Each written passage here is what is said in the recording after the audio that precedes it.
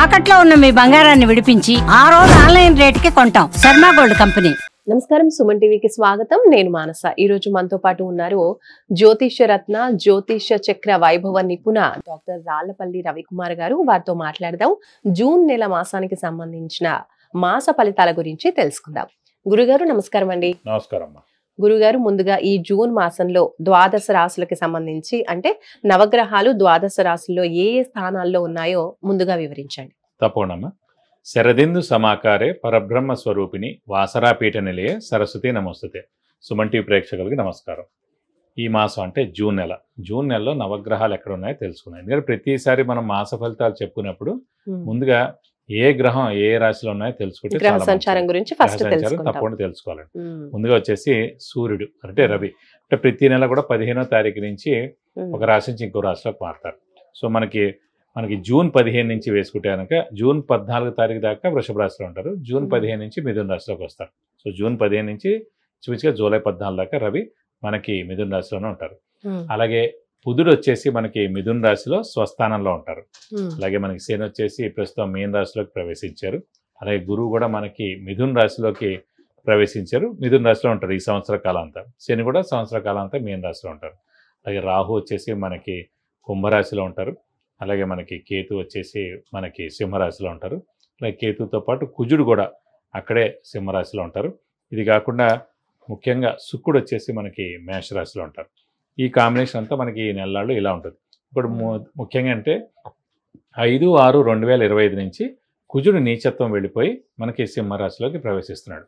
ఇన్నాళ్ళు మనకి ఈ యుద్ధ వాతావరణం తీసుకోండి, ఎర్త్క్వేక్స్ లాంటివి తీసుకోండి, అలాగే ఫైర్ యాక్సిడెంట్స్ తీసుకోండి, అలాగే ఇల్లు కూలిపోవడాలు కానివ్వండి, ఈ మిలిటెంట్ అటాక్స్ కానివ్వండి, ఇవన్నీ కూడా ఈ నక్సలైట్స్ కానివ్వండి, ఇవన్నీ సమస్యలు కూడా ఒక కొలిక్కి వచ్చినట్టమాట. 5/6/2025 నుంచి కుజుడు నీచత్వం వెళ్ళిపోతుంది. ఎందుకంటే ఇది లాస్ట్ ఇయర్ అక్టోబర్ నుంచి ఉంది మనకి కుజుడు నీచత్వం అనేది. సరే వక్రగతి అని మామూలుగానే వచ్చింది, మళ్ళీ ఏప్రిల్ నుంచి మళ్ళీ విజృంభించింది. సో ఈ కుజుడు నీచత్వం అనేది వెళ్ళిపోతే కనుక మనకి దేశానికి కూడా అంటే పీస్ఫుల్గా ఉంటుందని చెప్పుకోవచ్చు. కానీ ఇక్కడ ఏంటంటే మళ్ళీ కుజుడు కూడా ఇక్కడ సింహంలో వచ్చినా కూడా కేతుతో కలిసి సప్తమ స్థానంలో ఉన్న రాహుని చూస్తున్నాడు. కాబట్టి ఇప్పుడు కూడా కొంచెం ఉదురుతూ ఉంటుంది. అంటే మనకి ఎప్పటిదాకా ఉందంటే మనకి 28 జూలై 2025 వరకు ఈ కుజుడు కేతువు కలిసి ఉంటారు. ఈ కుజుడిని రాహు చూస్తుంటాడు. సో 28 జూలై దాకా కూడా మళ్ళీ ఈ ప్రకృతి వైపరీత్యాలు కానివ్వండి ఇలాంటి వరకు చిన్న చిన్న జరిగేందుకు అవకాశాలు ఉన్నాయి. అలాగే యాక్సిడెంట్స్ ఎక్కువగా జరిగేటట్టు ఉన్నాయి ఈ 1 మంత్ ఈ 2 మంత్స్లో కూడా. అలాగే ట్రైన్ యాక్సిడెంట్స్ అవనివ్వండి, అయితే బస్ యాక్సిడెంట్స్ అవనివ్వండి, ఫైర్ అంటుకోవడం కానివ్వండి, షార్ట్ సర్క్యూట్ కానివ్వండి, ఇళ్ళు కాలిపోవడం కానివ్వండి, అలాగే చిన్న చిన్న ఈ యుద్ధ వాతావరణం కాదు కానీ ఇలా అనవసరమైన చిన్న చిన్నవన్నీ కూడా జరిగేందుకు అవకాశాలు ఉన్నాయన్నమాట. సో కొంచెం జాగ్రత్త వహిస్తే సరిపోద్దని చెప్పుకోవచ్చు.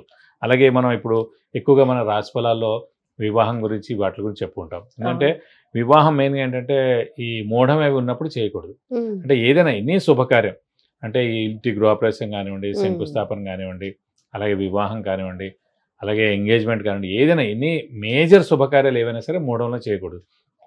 ఎందుకు మనం అలర్ట్ చేస్తున్నాం అంటే అండి, మూఢం మనకు ఇంచుమించుగా 3 నెలల పాటు ఉందండి.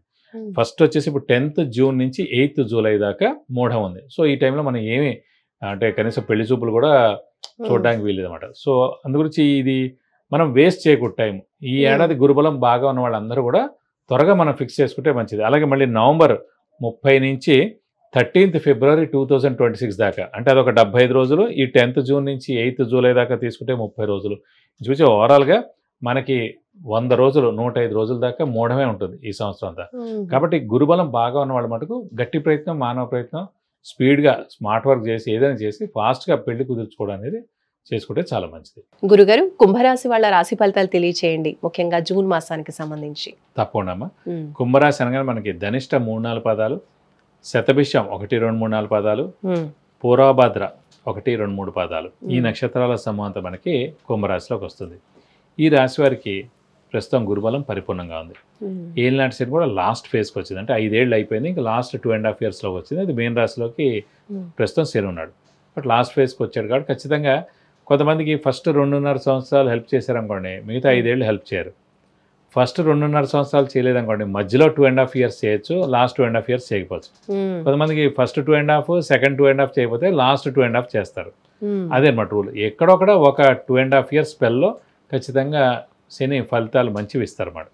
సో వీరి రాశ్యాధిపతి శనియుడు కాబట్టి వీరికి ప్రస్తుతం లాస్ట్ ఫేజ్లో ఉంది కాబట్టి ఖచ్చితంగా ఈ కుంభరాశి వారికి ఖచ్చితంగా మేలు చేస్తారని చెప్పుకోవాలి. సో శని బలం కూడా పర్వాలేదని చెప్పుకోవాలి. గురుబలం మటుకు పరిపూర్ణంగా పంచమ స్థానంలో ఉంది. సో అనుకున్న పనులన్నీ తప్పకుండా నెరవేరుతాయి. ఏలినాటి శని మూలానికి కొంచెం ఆలస్యం అవ్వచ్చు, కానీ జరగడం మటుకు ఖాయం అండి. కొన్ని నెలలు లేట్ అవ్వచ్చు, లేదు 2 నెలలు లేట్ అవ్వచ్చు, కానీ జరగడం మటుకు ఖాయం. సో శుభకార్యాలన్నీ కూడా ఏవైతే జరగాలనుకున్నారో, ఎవరైతే ప్రయత్నిస్తారో ఖచ్చితంగా జరుగుతాయి. సో బంధువులతో మీ ఇల్లు కడకడలాడుతుంది, శుభకార్యాలు మీ ఇంట్లో జరుగుతాయి. అలాగే ఆరోగ్య విషయంలో కూడా ప్రస్తుతం బాగానే ఉంటుంది. ఎందుకంటే ఏలినాటి శని లాస్ట్ ఫేజ్ కాబట్టి ఇప్పుడు అంత మేజర్ ప్రాబ్లం ఏం చేయడు. ఖచ్చితంగా ఆరోగ్యం బాగుంటుంది. ఇంట్లో పెద్దవాళ్ళు చిన్నపిల్లల ఆరోగ్యం కూడా బాగుంటుంది. గృహిణులకి మానసిక ఒత్తిడి ఏముంది అవన్నీ కూడా తొలగిపోతాయని చెప్పుకోవాలి. అలాగే సప్తమ స్థానంలో కేతు ఉండడం చేత సో పాములు అప్పుడప్పుడు కల్లో కనిపించడం, రాశిలో కూడా రాహు ఉండడం చేత పాములు అప్పుడప్పుడు కల్లో కనిపించడం. ప్రస్తుతం ఏంటంటే ఇది ఒక గ్రహణ సమయం అనమాట. సో మనం ఎంత మంచిగా ఉన్నా, హెల్ప్ఫుల్గా ఉన్నా, చాలామందికి సహాయ సహకారాలు చేసిన, అందరితో బాగున్నా కూడా ఈ ఏనార్థం ఏంటంటే రాశిలో రాహు ఉండడం, సప్తమ స్థానంలో కేతు ఉండడం చేత మనం వాళ్ళని సరిగ్గా మాట్లాడలేదని, వాళ్ళని తూలనాడేమని, వాళ్ళని ఏదో మాట అన్నామని, మనకి డబ్బు పొగరు పెరిగిందని, పెళ్ళైన తర్వాత మారిపోయాడని, సో ఏదో అలాంటివన్నీ అపవాదుల్లా పడుతూ ఉంటాయి అన్నమాట. సో మనం మౌనంగా ఉండడం ఉత్తమం. ప్రస్తుతం ఈ ఏనార్థం కూడా గ్రహణ సమయం నడుస్తుంది కుంభరాశి వారికి. సో మౌనంగా ఉంటే కనుక అన్ని ప్రాబ్లమ్స్ ఒక్కొక్కటి తొలగిపోతాయని చెప్పుకోవచ్చు. వ్యాపారస్తులు మటు పట్టిందల్లా బంగారం. కొత్త వ్యాపారం స్టార్ట్ చేయొచ్చు, ఎక్స్పాన్షన్కి వెళ్ళచ్చు. షూరిటీ స్పెక్యులేషన్స్ కలిసి వస్తాయి, మధ్యవర్తితో వహించవచ్చును. ఆరోగ్య ఆయుష్లు బాగున్నాయి. అలాగే కొత్త వెహికల్ కూడా కొంటారు. అలాగే ఇంట్లో బంగారం కూడా కొనేందుకు అవకాశం ఉంది. నూతన వస్తువు ఏదైనా కూడా కొనేందుకు కూడా అవకాశం ఉందని చెప్పుకోవాలి. అలాగే మెయిన్గా విద్యార్థులు కూడా సువర్ణ అవకాశం.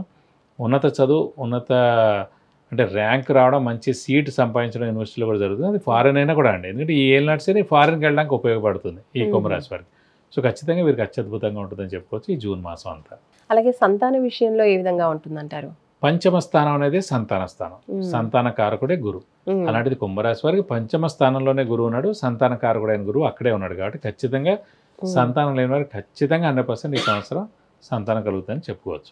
గురుగారు, మరి వివాహం కాని వాళ్ళకి, కుంభరాశి వాళ్ళకి ఈ సంవత్సరంలో వివాహం అయ్యే అవకాశం ఉందంటారా? వివాహం అవ్వాలంటే ఖచ్చితంగా గురుబలం ఉండాలండి. గురువు అనేవాడు పంచమ స్థానంలో ఉన్నాడు కాబట్టి ఖచ్చితంగా అవివాహితులు ఎవరైతే ఉన్నారో వారికి ఖచ్చితంగా వివాహం అవుతుంది. సో మనం మానవ ప్రయత్నం అనేది చేయాలి. మానవ ప్రయత్నం చేయకుండా మటుకు ఏది అవ్వదండి. సో ఇందాక కూడా చెప్పుకున్నాం మనం, ఓవరాల్గా ఈ ఏడాది నెక్స్ట్ మే లోపల 105 రోజులు మూఢం ఉంది. శుక్ర మూఢం అవచ్చు, గురు మూఢం అవచ్చు. సో 105 రోజులు అంటే ఇంచుమించుగా 3 నెలలు ఎగిరిపోయినట్టే. ఇంకొన్నదే మనకి 9 నెలలు, ఆల్రెడీ మే నెల కూడా అయిపోయింది. సో 8 నెలల్లో మనకి వివాహం అవ్వాలంటే మనం ఫాస్ట్గా చూస్తూ ఉండాలి. అంటే దైవబలం పరిపూర్ణంగా ఉంది కాబట్టి, గురుబలం పరిపూర్ణంగా ఉంది కాబట్టి గట్టి ప్రయత్నం చేస్తే ఖచ్చితంగా వివాహం ఎందుకు అవకాశాలు 100% ఉన్నాయి. ఉద్యోగం విషయంలో ఎలా ఉంటుంది? ఉద్యోగం విషయంలో కూడా బాగుంటుంది. ఎందుకంటే ఉద్యోగానికి కూడా మెయిన్గా కారకుడు గురువే అండి. సో ఆ గురుబలం పరిపూర్ణంగా ఉంది కాబట్టి నిరుద్యోగులకు ఉద్యోగం రావడం, ఉద్యోగస్తులకి నేమ్ అండ్ ఫేమ్, ప్రమోషన్స్, అలాగే మనకి ఫారెన్ టూర్ విజిట్స్, అసైన్మెంట్స్ ఇలాంటివన్నీ కూడా వచ్చేందుకు అవకాశాలు ఎక్కువగా ఉన్నాయి. రైట్ గురుగారు, మరి కుంభరాశి వాళ్ళు ఇంకా ఏ పరిహారాలు పాటిస్తే బాగుంటుందో తెలియచేయండి. ముఖ్యంగా సప్తమ స్థానంలో కుజకేతువులు ఉన్నారు కాబట్టి వీరు కూడా సుబ్రహ్మణ్య స్వామిని ఎక్కువగా పూజిస్తే చాలా మంచిది. ప్రతిరోజు సుబ్రహ్మణ్య స్వామి అష్టోత్తరం చదువుకోవడం, అలాగే ప్రతి మంగళవారం సుబ్రహ్మణ్య స్వామి టెంపుల్కి వెళ్ళి 40 ప్రదక్షిణాలు చేయడం, అలాగే వీలైతే కనుక స్కందగిరి టెంపుల్లో, అంటే ఇక్కడ మన సికింద్రాబాద్లో పద్మారావు నగర్లో ఉందండి, అది famous temple, ultimate temple. So అక్కడ చాలా బాగా చేస్తారు. హోమం మరియు అభిషేకం మీ ఈ ఎవరైతే ఉన్నారో ఈ కుంభరాశి వారి పేరు నక్షత్ర గోతనామతోటి హోమం మరియు అభిషేకం సుబ్రహ్మణ్య స్వామి చేస్తానికి మీకు అన్ని విధాలు మంచి చేకూరుతుంది. మంగళవారం చేయించాలి, మళ్ళీ మంగళవారం చేస్తారండి. ప్రతి రోజు ఏమో అభిషేకం చేస్తారు, ఒక్క మంగళవారం మటుకు హోమం మరియు అభిషేకం 2 కూడా చేస్తారండి. అది చేయించుకుంటే మీకు అన్ని విధాలు మంచి చేకూరుతుంది. రైట్ గురుగారు, ధన్యవాదాలు. నమస్కారం.